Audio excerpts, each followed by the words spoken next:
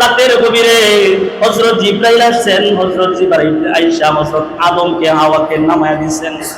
যখন আদমকে নামায়া দিয়েছেন, আদম নজর করে চতুর্দিকে চায়া দেখে অন্ধকার অন্ধকার অন্ধকার, কিছু দেখা যায় না। কারণ রাত সে প্রথম দেখছে, জিন্দেগিতে কোনোদিন রাত সে দেখে নাই, এটা প্রথম তার রাত। এবার সে ভয় পাইতেছে, ভয় পায়া আল্লাহ তাআলার কাছে দোয়া করে, আল্লাহ রাতের এই গহীনতা থেকে তোমার কাছে আশ্রয় চাই। আল্লাহু আকবার বলেন। আল্লাহ, এটা কেমন অন্ধকার, কিছু দেখা যায় না। আল্লাহ তাআলার কাছে কুদরতি কদমে কইরা রইছে। কিছুক্ষণ পর আকাশের দিকে তাকায়া দেখে লাল রেখা উঠছে। সুবহানাল্লাহ।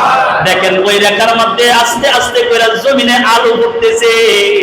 তখন হযরত আদম আলাইহিস সালাতু ওয়াস সালাম আল্লাহর শুকরিয়া তার 2 রাকাত নামাজ আদায় করছে। সুবহানাল্লাহ। 2 রাকাত